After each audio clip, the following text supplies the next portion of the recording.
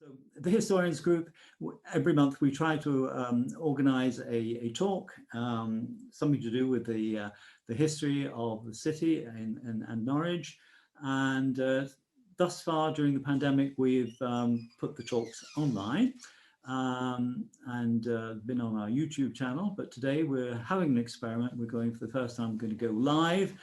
And we're very grateful to Ian Smith, who's agreed to be our guinea pig and to talk to us.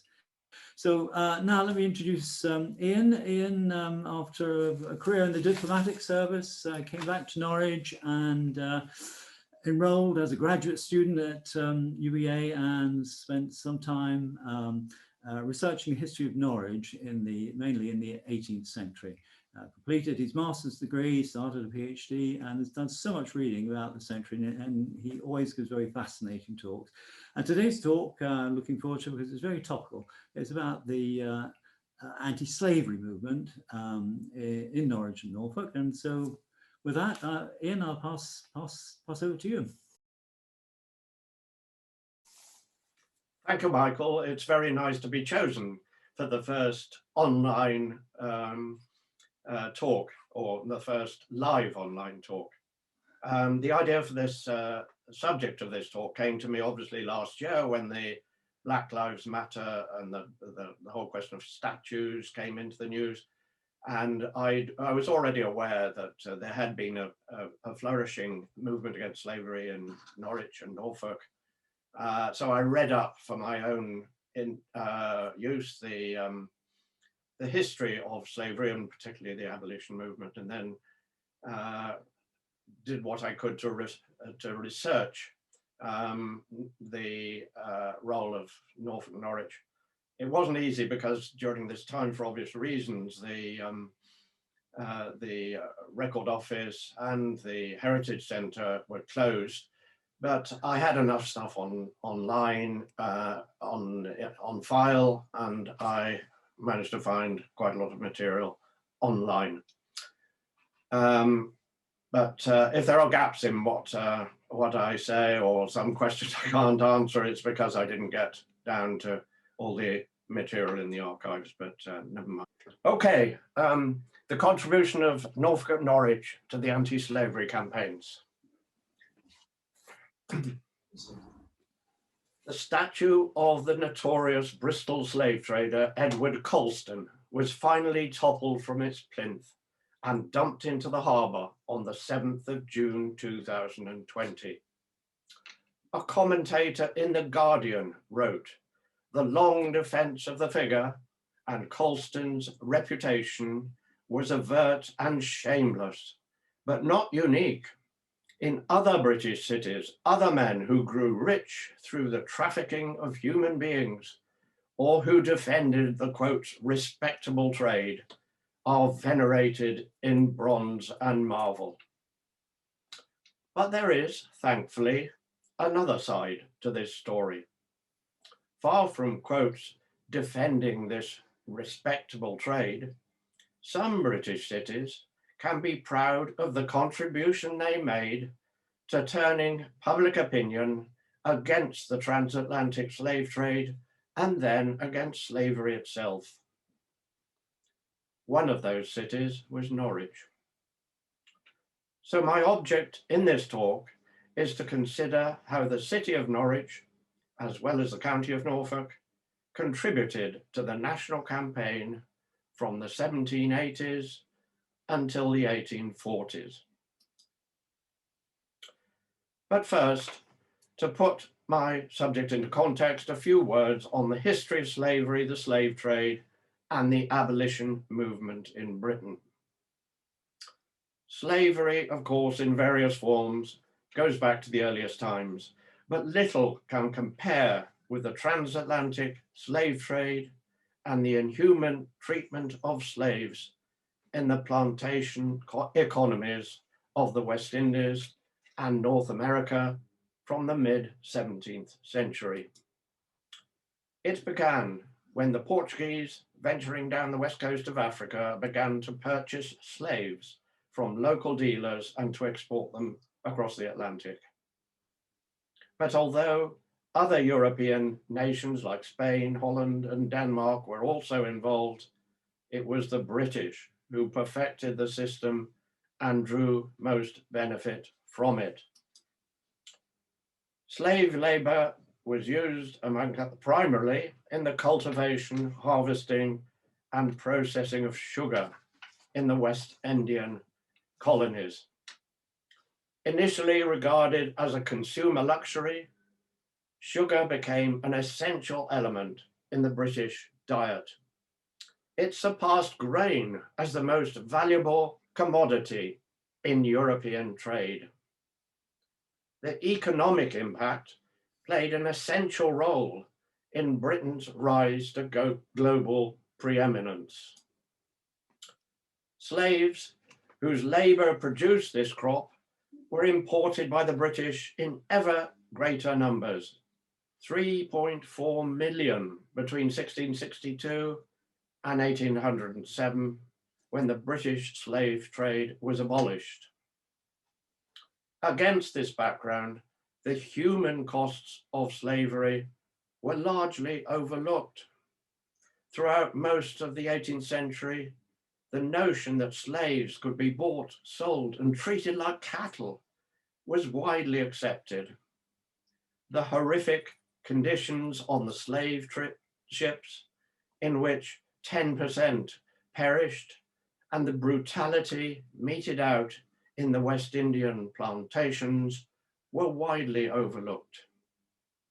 In a slavery debate in the House of Commons on the 2nd of May, 1792, Norwich MP William Windham remarked on what he called the insensibility induced by habit of those engaged in the slave trade. He compared them to modern cooks who skin eels alive. It was nothing, he said, according to the cooks. The eels were used to it. Many plantation owners who derived massive profits from their estates regarded themselves as devout Christians. The profitable Codrington estate in Barbados was owned by the Church of England's missionary arm, the Society for the Propagation of the Gospel. Its brand society was burned into the chests of its slaves. In 1760, the then Archbishop of Canterbury, who sat on the board, lamented the high death rate among its slaves, which he conceded might be caused by some defect in humanity. But he concluded, we must take things as they are at present. Some sea change in public attitudes would clearly be necessary, both to challenge the economic interests behind slavery and to overcome the complacency of those who chose to overlook or ignore its human costs. And it was, paradoxically, in Britain, the foremost slave trading nation, where humanitarian and religious feelings first prevailed over raw economic self-interest. The history of the anti-slavery movement in Britain, which promoted this outcome, is in fact the story of three campaigns. Firstly, the campaign against the slave trade, which started in earnest in the 1780s and culminated in 1807 with legislation forbidding the transport of slaves across the Atlantic. Secondly, the campaign against slavery itself, which gathered speed in the 1820s and which eventually led to the emancipation of slaves in British possessions in the Americas in 1834. And thirdly, the campaign against slavery worldwide, which began immediately afterwards and regretfully still has to continue today.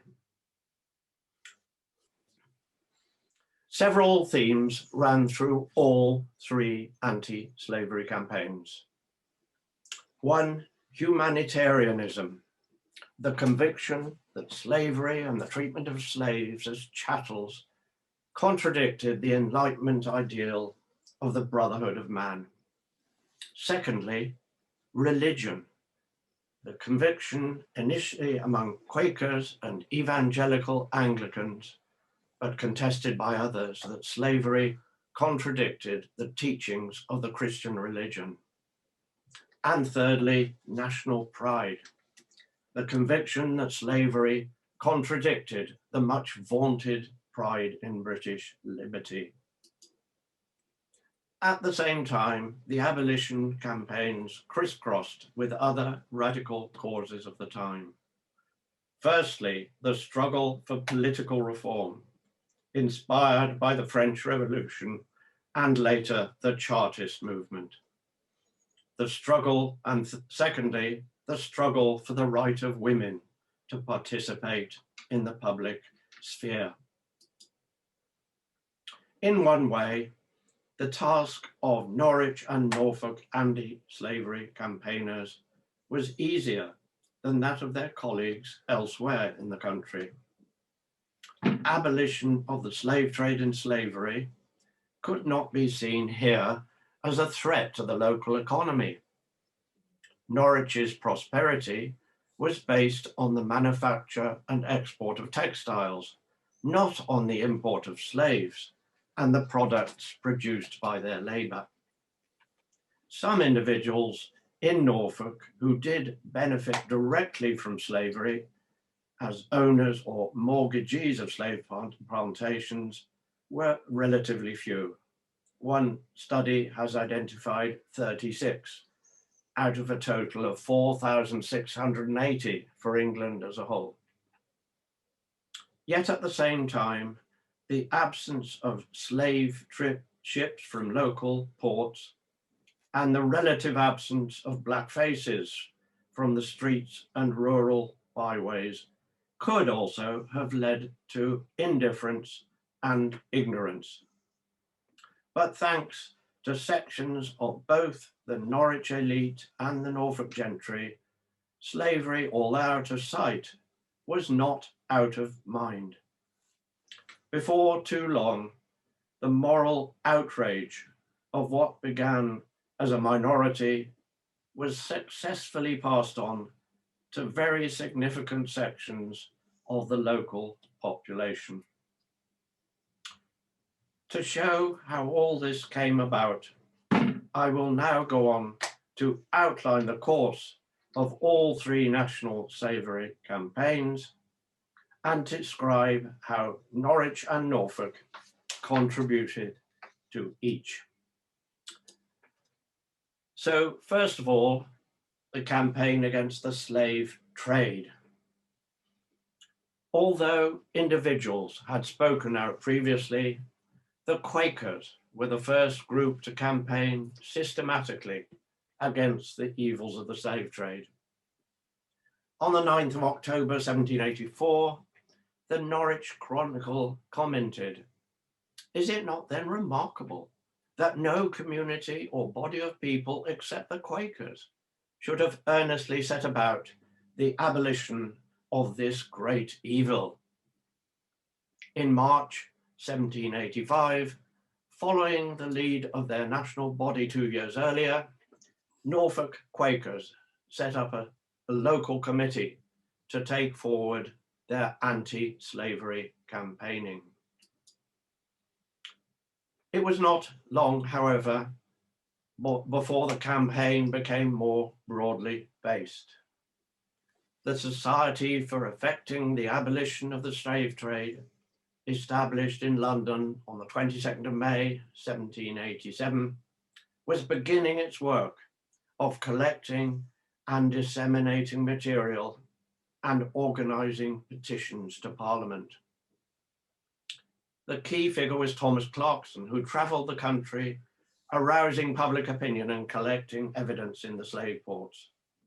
William Wilberforce, the best known representative of the anti-slavery cause, led the parliamentary battle.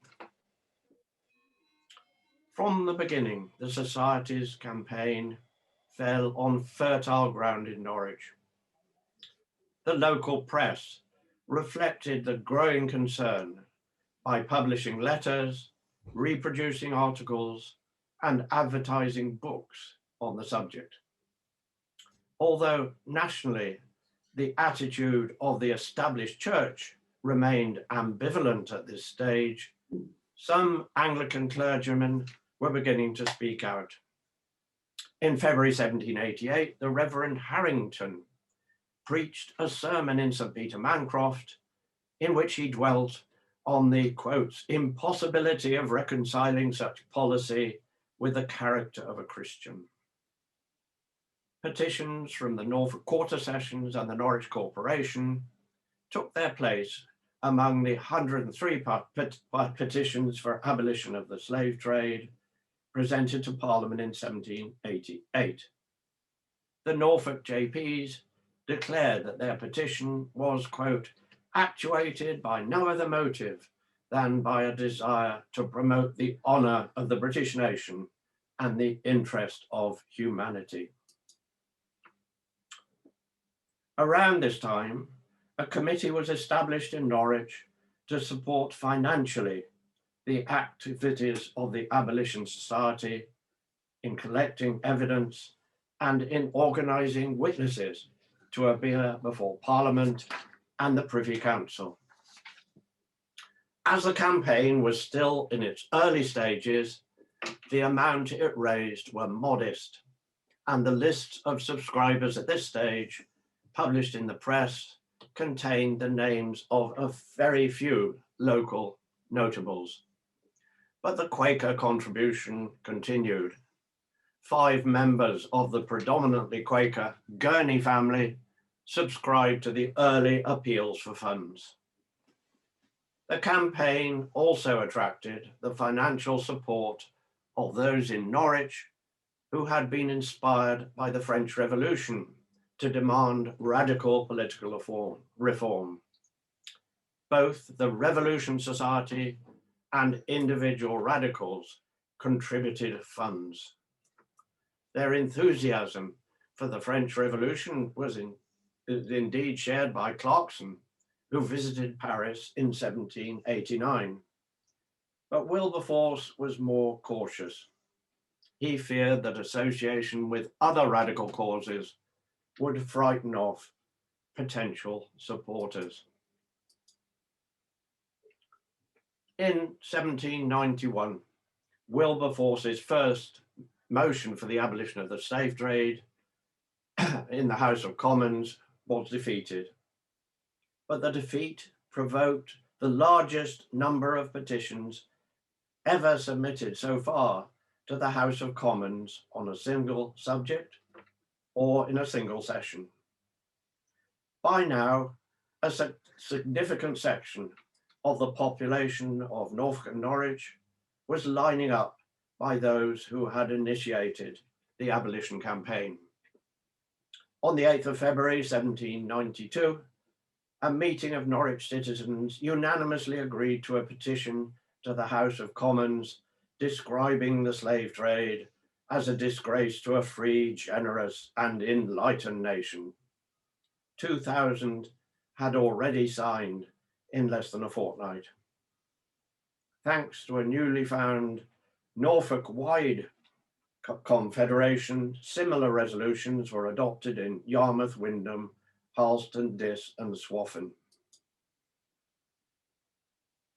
Petitions and financial contributions were not the only way in which increasing numbers were expressing their abhorrence of the slave trade.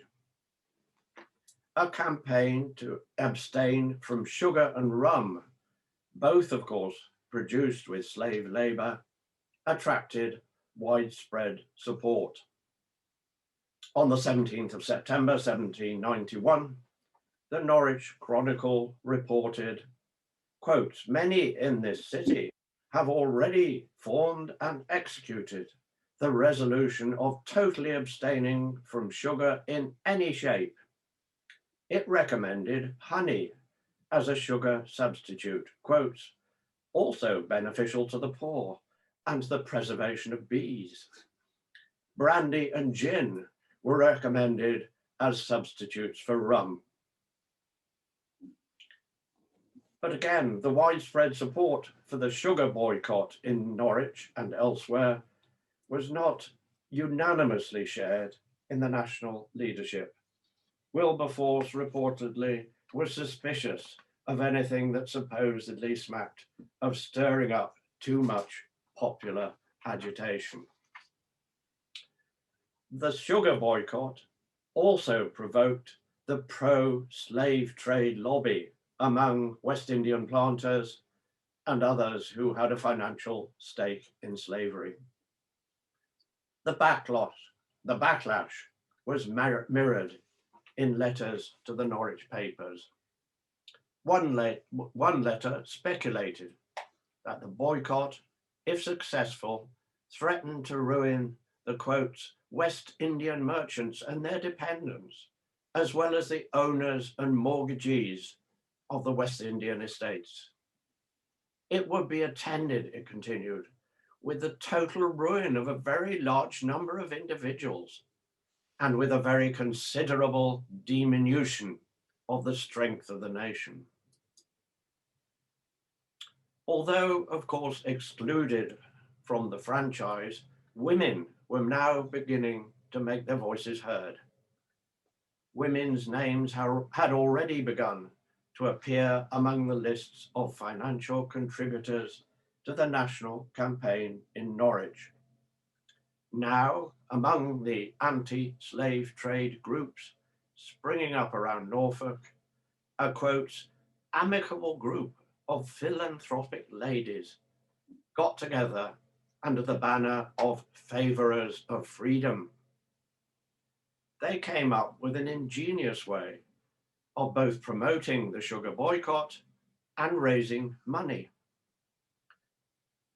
Conscious that then, as now, not all could resist satisfying their sweet tooth, they recommended that those who continued to indulge themselves with the blood-stained articles of sugar and rum should make quarterly contributions to the Abolition campaign. Recommended amounts ranged from 1 guinea, that's £1, 1 shilling, for peers or lords, to 1 shilling for artificers or labourers. In the later stages of the anti-slavery campaigns, as we shall see, women began to make a bigger contribution, both individually and collectively. But at this stage, their room for participation was still relatively circumscribed. Norwich seems to have been the first place where a separate ladies' petition to Parliament was proposed in early 1792. The Norwich Chronicle cautiously commented that the idea was, quote, certainly a proper one, as female misery is included in the wretched allotment of the Africans. An appeal in their behalf from the same sex must carry great weight with it. But unfortunately, nothing seems to have come of it at this time. In April 1792, citizens of Norwich who had supported the campaign against the slave trade over the previous 4 years evidently thought that their efforts had met with success. The passing of a resolution in the House of Commons led to what the Norfolk Chronicle described as the general joy of the citizens at large on this occasion, which may, without exaggeration, be termed the triumph of humanity. The bells of St. Peter Mancroft rang out on 2 successive days, but the euphoria was short-lived. The House of Commons resolution simply stated that the trade should be gradually abolished, and even then it failed to pass the Lords. The triumph of humanity was further delayed as the campaign was overshadowed by the outbreak of war with revolutionary France. In Norwich, despite extreme economic hardship caused by the war, support for the abolition of the slave trade did not go entirely silent. Over 200 people, including some Church of England vicars and members of the corporation, subscribed in 1794 to the 8th edition of Aloda Echiano's narrative, the autobiography of a former slave, which had brought the condition of the slave ships to a wider audience. The author sent a letter of appreciation to the citizens of Norwich and environs. By 1797, the national campaign had become nearly moribund, but it was later revived by Wilberforce in Parliament. He was supported by William Smith, one of the 2 MPs for Norwich since 1802, who had been actively involved in the anti-slave trade movement from the beginning.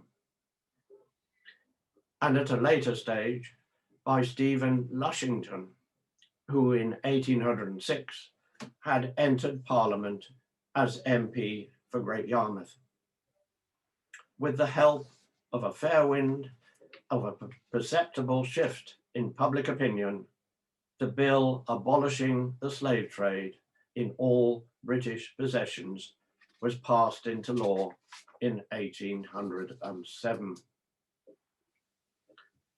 We now come along to the second part of the campaign, the campaign for the emancipation of slaves in British possessions. In Norwich, as in the rest of the country, full emancipation had been hitherto largely absent from abolitionist campaigning. It was assumed that once the slave trade had been abolished, slavery itself would also gradually wither away. So it was not until 1823, 16 years after the abolition of the slave trade, that a new campaign got underway under the title of the Society for Mitigating and Gradually Abolishing the State of Slavery in the British Dominions. As its name implied, its aims to begin with were modest. This stage of the anti-slavery campaign is notable for the number of prominent Norfolk and Norwich figures who played major roles. Thanks largely to the leadership of Joseph John Gurney, a devout Quaker, Norwich was among the most active cities to come out in support of the new campaign.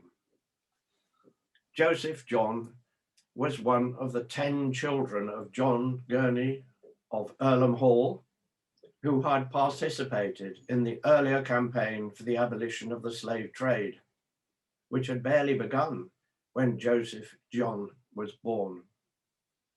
He established contact with the national leadership, notably Thomas Clarkson, and formed a committee in Norwich. On the 25th of April, 1823, he instigated a meeting chaired by the mayor and attended by leading inhabitants of different political persuasions and religious denominations. In a long, emotional speech, he dwelt on the degrading and cruel treatment of the slaves, including branding and the indiscriminate use of the cart whip.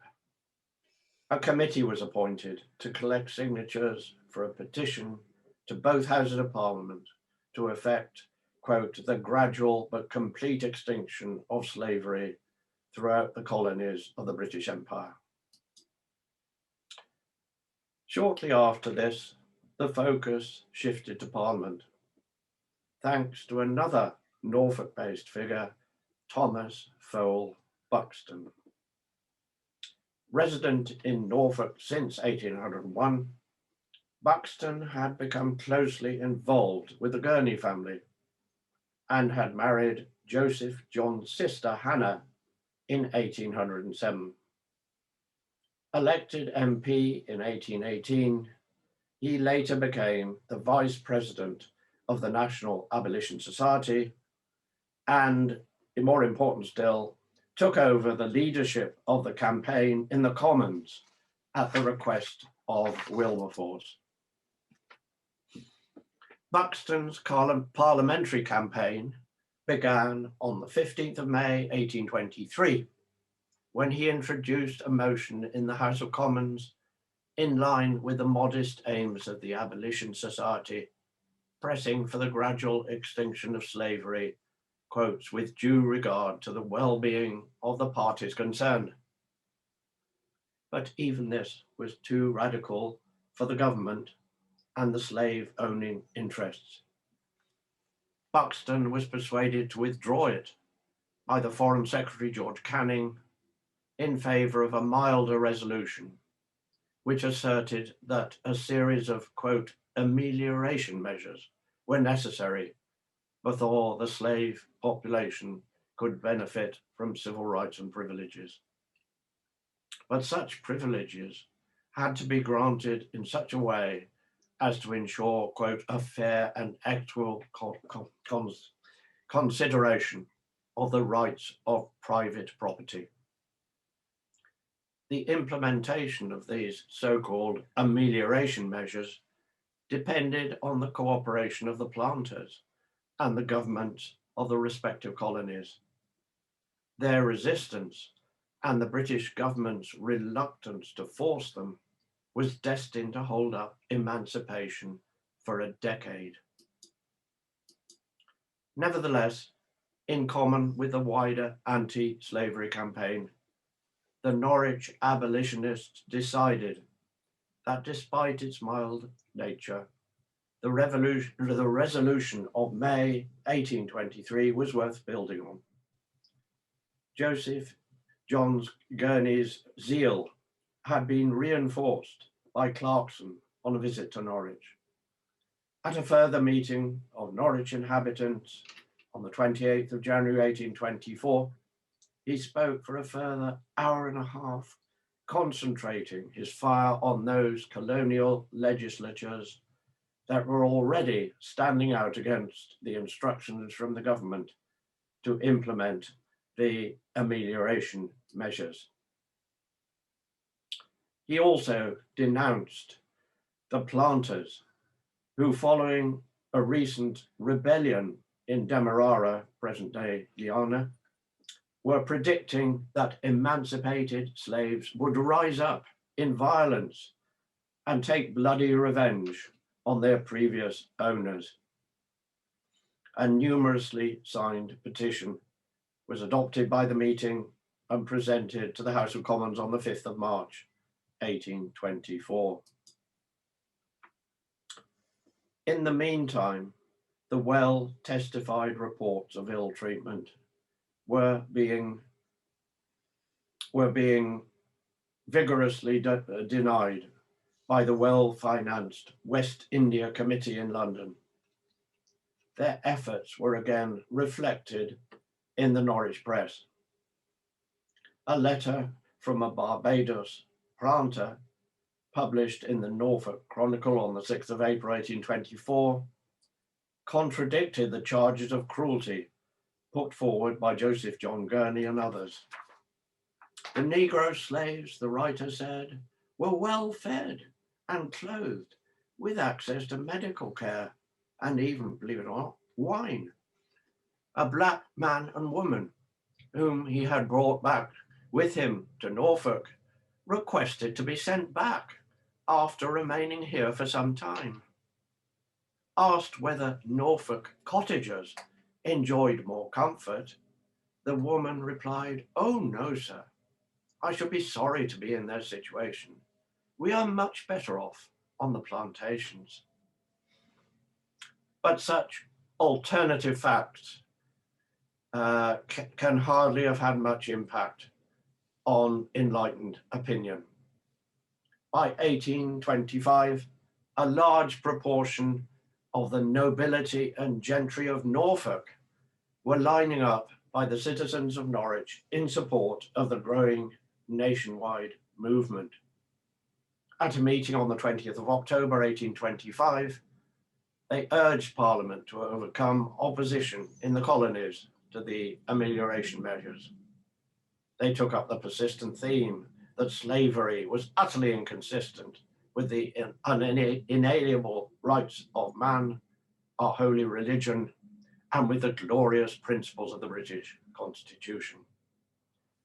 Their petition to Parliament, measuring 82 yards in length, was eventually signed by 17,125, including, quotes, 40 of the most respectable gentry and clergy in the county.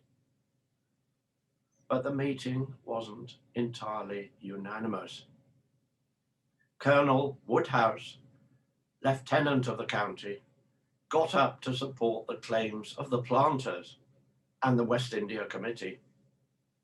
The proceedings of meetings such as this, he claimed, would reach the colonies, and the slaves, quote, would be told what the people of Norfolk were doing for them, and would be urged to take the hint and show themselves worthy of freedom by rising to murder their masters. Woodhouse was immediately contradicted by Thomas Fowell Buxton, who, quote, proved from facts that the insurrections were the consequences not of the prospect of emancipation, but of what he called the horrible conduct of the planters. He was supported by Lord Suffield, another Norfolk figure, who, like Buxton, was destined to play a major role in the national campaign. He spent out in detail some of the authorities meted out to the slaves, including the merciless flogging of a pregnant woman. So gruesome that he was interrupted twice by the High Sheriff chairing the meeting to ask whether it was necessary to go into any further details in the presence of ladies. But whatever the High Sheriff might have thought, squeamishness did not deter ladies from participation in the campaign. Ladies' anti-slavery societies sprang up around the country, helping to reinvigorate the sugar boycott movement. In Norwich, another member of the Guernie circle was involved. The writer Amelia Opie had mixed with Guernies from an early age. Together with Anna Gurney, she founded a ladies' anti-slavery society in Norwich. And in 1828, she published the poem Black Man's Lament, a narrative of the life of a slave. It was part of a collection of articles for children. Even the idea of a separate women's petition to Parliament, which had failed to get off the ground in 1792, was finally accepted. On the 14th of May, 1833, Thomas Fowell Buxton presented a petition to the House of Commons bearing the signatures of 170,000 ladies of Great Britain against slavery. Around the same time, Harriet Martineau, originally from Norwich, but resident in London from 1832, was contributing to the anti-slavery campaign through her journalism and works on political economy. She built her case not only on the immorality of slavery, but also on its economic inefficiency. After a lull, when for a time the pro-slavery lobby seemed to be gaining the upper hand, the anti-slavery campaign pressed forward with renewed vigor. Between 1828 and 1830, Parliament was deluged by over 5,000 petitions, mostly still calling for the gradual abolition of slavery, but without waiting for the implementation of the amelioration measures. Norwich's contribution was a petition to the House of Commons, unanimously agreed on the 5th of May 1828 at yet another meeting of the inhabitants, instigated by the indomitable Joseph John Gurney. It was signed by 10,125 people. The population of Norwich at this time was perhaps around 50,000 and measured 150 feet, a clear sign that the anti-slavery campaigners had reached a large section, perhaps between a third and a half of the adult population. It deeply lamented the failure to implement the amelioration measures and looked forward to the ultimate extinction of British colonial slavery. But even the ultimate extinction of slavery was beginning to look insufficient, given the lack of progress in Parliament. Petitions began to take a more robust line. Norwich's next contribution was agreed at yet another meeting chaired by Joseph John on the 12th of January 1831 and signed by people throughout the city, including magistrates of both parties. It dropped any reference to the failing amelioration measures and called on the House of Commons to immediately adopt such measures to effect at the earliest possible period the entire and final abolition of slavery. Norfolk towns, including Great Yarmouth, similarly took a more robust line. By 1833, several factors had finally forced the government to introduce its own scheme for the emancipation of the slaves in the British colonies in the teeth of opposition from the West India lobby. The first factor was the pressure of public opinion generated by the petition campaigns. The second was the 1832 Reform Act, which led to the influx of new MPs committed in their election addresses to an anti-slavery platform. And last but not least, the efforts of the two Norfolk-based parliamentary campaigners, Thomas Fowell Buxton and Lord Suffield, who were responsible for keeping up the pressure in the Commons and the Lords, respectively, in the final stages before emancipation. Thomas Fowell Buxton, resident at North Reps since 1828, had been active in the House of Commons ever since moving the resolution in May 1823, which I described earlier. His task was sometimes a lonely one. In a letter to his wife in March 1824, he questioned, quote, whether there is a more unpopular individual than myself in the House. By 1833, he was, quote, as tired as a person well can be. As the debates got going in 1833 over the government's plan, he strongly opposed aspects such as the apprenticeship system, which it was envisaged would replace slavery for 12 years. Nothing less than a continuance of slavery, he called it.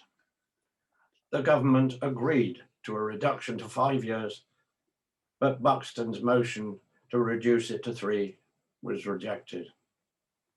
But he reluctantly accepted that compensation for slave owners was necessary to secure agreement to emancipation.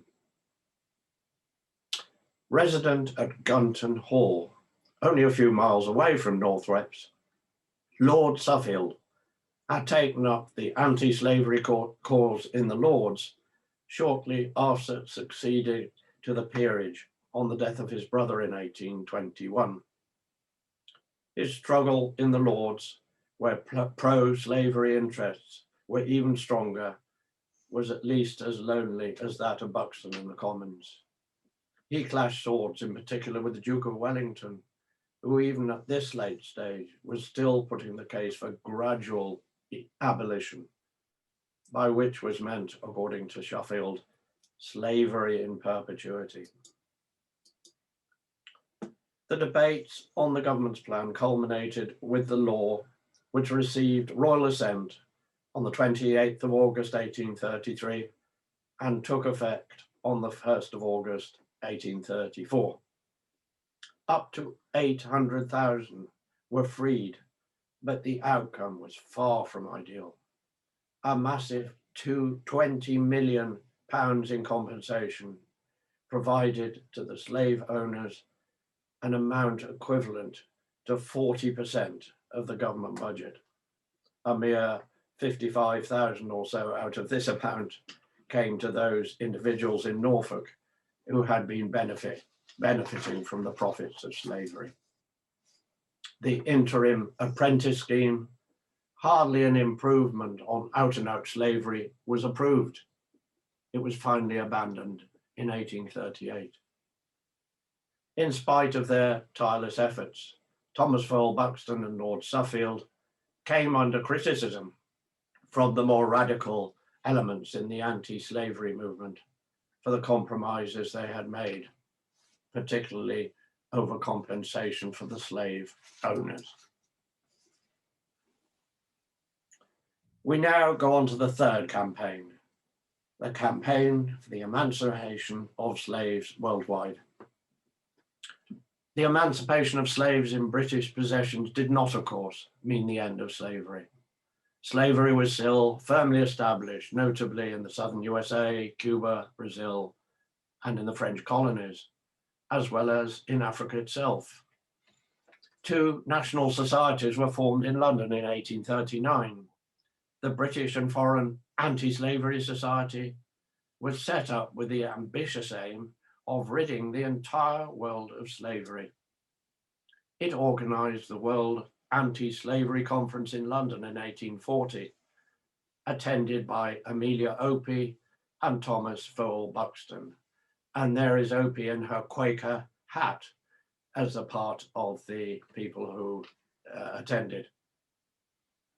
But women were still being denied full and equal participation. A large group of female abolitionists from the United States were refused official accreditation.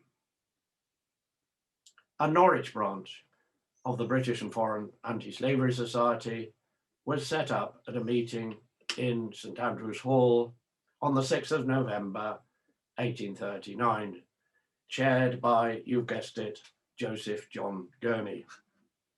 The society was now, he said, bold enough to attempt the abolition of the cruel and degrading system of slavery all over the world. The task was underlined by an address to the meeting by an American abolitionist. But unfortunately, much of the meeting was devoted simply to self-congratulation. A representative from the National Convention painted an unconvincingly glowing picture of what he called the, quote, comfort and prosperity of former slaves in the West Indies.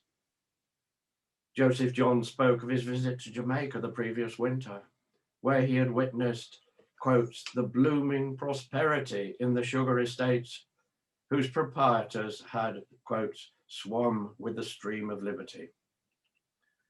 But sadly, the notion that the abolition of slavery was leading to a utopia for emancipated slaves was no more than a myth.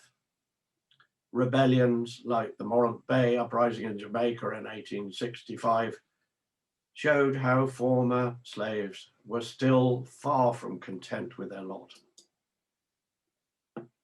In the meantime, Thomas Fowell Buxton, no longer an MP, was working on a parallel initiative under the title of the Society for the Extinction of Slave Trade and for the Civilization of Africa, also founded in 1839.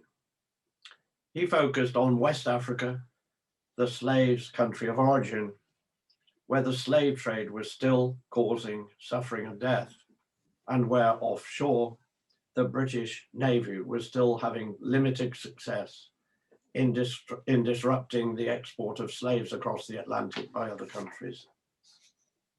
To remedy this situation, Buxton launched an ambitious proposal for the negotiation of treaties with West African rulers, whereby they would permit the establishment of British settlements on their land. The British settlers would in turn introduce European agricultural methods to help the African kingdoms develop legitimate export products to fill the vacuum left by the abolition of the slave trade. At the same time, the British missionaries would spread Christianity and, quote, civilization. Thanks to a long, widely circulated prospectus, Buxton secured government support. This time, the Norfolk gentry stepped forward in support.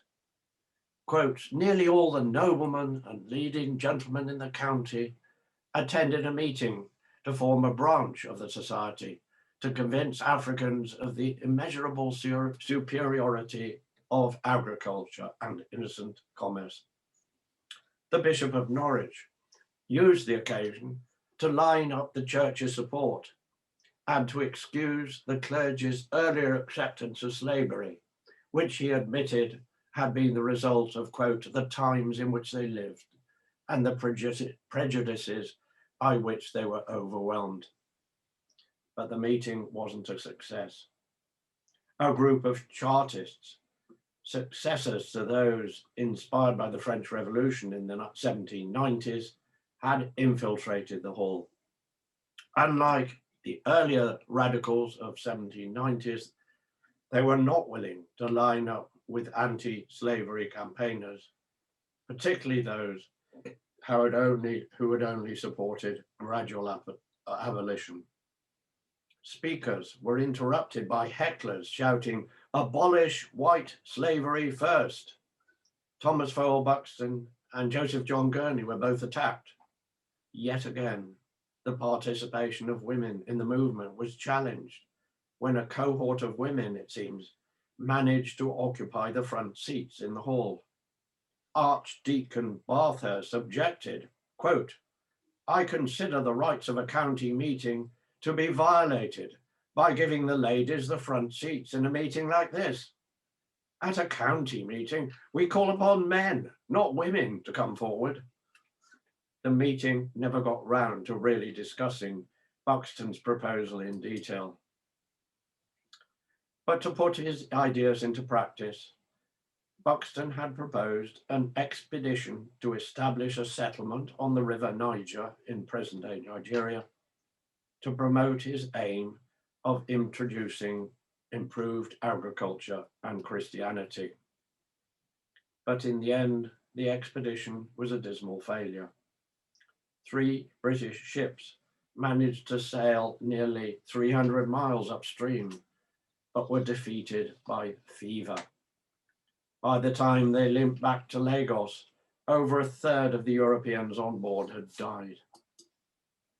Nevertheless, the British and Foreign Anti-Slavery Society continued to campaign against slavery worldwide, and activists with Norwich backgrounds continued to be involved. Samuel Guernie, a brother of Joseph John, chaired the Second International Anti-Slavery campaign, and his son, also Samuel, joined its committee in 1846 and served as president of the society for 18 years. Norwich campaigners gave support to the American abolitionist movement on visits to the US. Harriet Martineau spent 2 years touring the United States in 1834 to 1836, where she encountered death threats as a result of her views. In her book, Society in America, 1837, she argued that the institution of slavery made mockery of American ideals of freedom. She kept up her anti-slavery writing until the American Civil War as English correspondent for the American anti-slavery standard. Slavery in all the American states was finally outlawed by the 13th Amendment to the Constitution in 1865. As a result, about 4 million slaves were freed. But slavery was not finally abolished in Cuba until 1886 and in Brazil until 1888. The process of emancipation is still far from complete. It is estimated that there are about 200 million slaves in the world today. By the time slavery was abolished in the British possessions, slave estates had become increasingly uneconomic. Many had fallen into debt. Slave revolts, costly both in troops and military expenditure, were also bringing the system into question.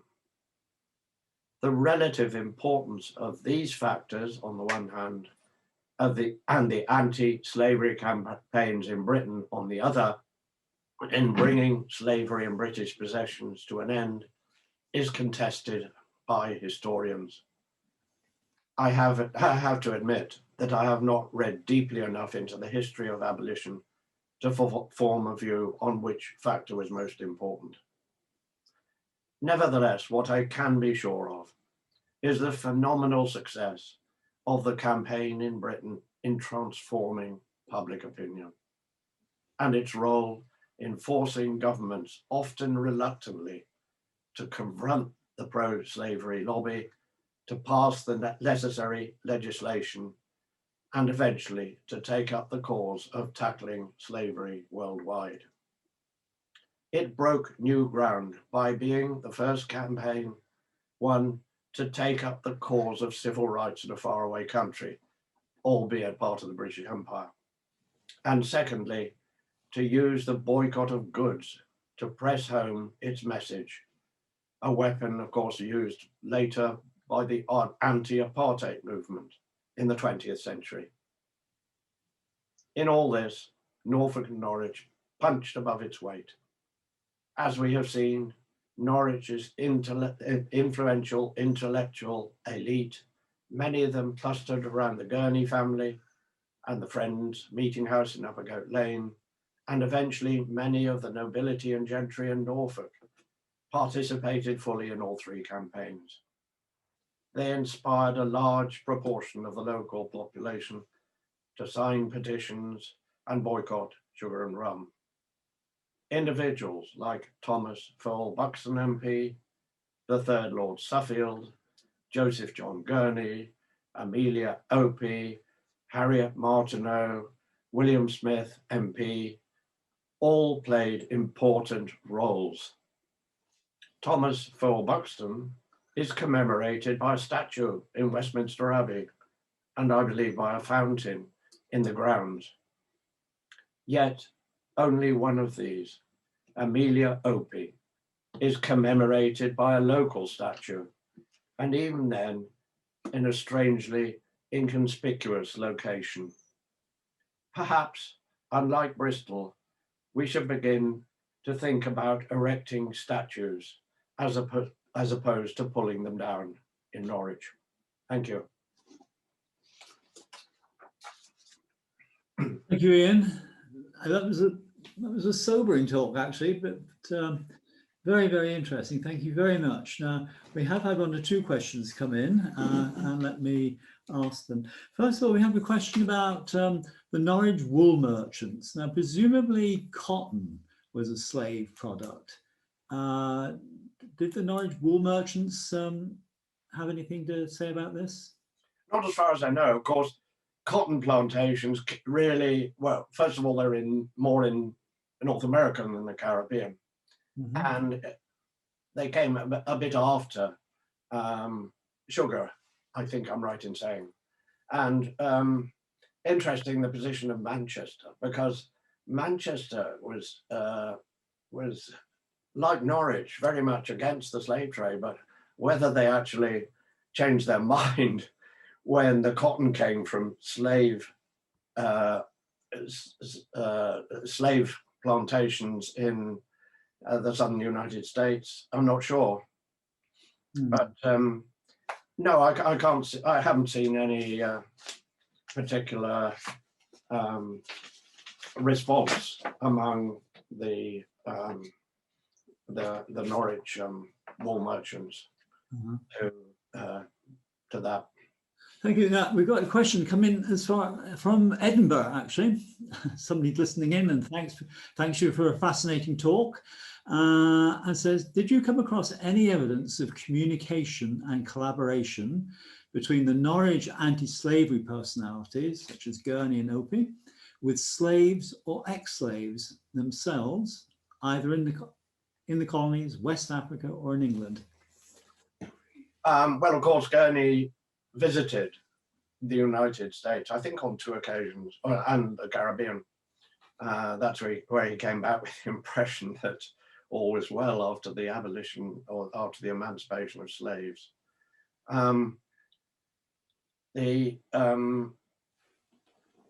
think I'm right in saying, I didn't mention in the lecture, that Thomas Fall Buxton entertained a former slave at his where he lived in North Reps. What are the others? I'm not sure about Lord Suffield, but you know, there were freed slaves around in Britain at this time, even before emancipation. A lot had come over, like the one from Barbados I mentioned in the letter in the Norfolk Chronicle, and stayed behind because, according to the British law, they couldn't be forced to go back to the plantations. And some of those were no doubt circulating in Norwich, or in the country generally. I'm just trying to think where I came across. I think yes, I did come across one who was giving lectures or gave a lecture in Norwich. But generally, in this part of the country, as I said, black faces were with the exception rather than the rule, although I did come across various isolated instances popping up of former slaves, mainly just now employed as servants. Another questions come in about Equiano. Yes. Did she ever come to Norwich? He, sorry. not as I'm aware of, no, but he did send the message, as I explained. Right. Mm. Another question is that you mentioned that the anti-slavery movement continues today, and you mentioned something, a large number of people you say were still in slavery today. Could you say a little bit more about that? Well, what started the British and Foreign Anti-Slavery Society, I think is just known as the Anti-Slavery Society today. Of course, it's not the sort of slavery that was practiced in the West Indian colonies. It's more, well, where have they focused on? Slavery still in various forms, perhaps in the Middle East and Africa, I'm not sure. I'd have to read a later account of their activities, which I must admit I haven't done. But that's the estimate that they come up with. You know, domestic slavery, really. The definition of slavery is sometimes quite controversial. But that's the figure they came up with. Interesting. Another question. Somebody writes, I've been reading an early slave narrative published about 1780, and the writer, James Albert, makes mention of an invite to Norwich. All right. Did you find mention of this person? What was his name? James Albert. No, I didn't come across that in the sources I looked at, no. And what I did go through quite closely, though, was the newspapers of that era, from 1776 onwards, which are incidentally available online, or not all of them, but in the British Newspaper Archive. And I did go through that very carefully, and that's where I got most of the material about the meetings from. But I was searching, particularly doing a search for slavery, slave trade, and all the rest of it through these newspapers, which took quite a time. But I didn't come across this particular instance, no. But I wouldn't exclude it. Perhaps the final question, somebody asked, during your research, did you come across a legacy of involvement with Norfolk Quakers with modern slavery? There again, it's rather after the period I was looking at. But some time ago, I was looking through the records of the Norwich Quakers for another talk I was giving on religion in this period. But again, no, disappointingly, I didn't come. They took voluminous notes of their various Quaker meetings, you know, and they had a Norfolk committee, a Norwich committee, and so on and so forth.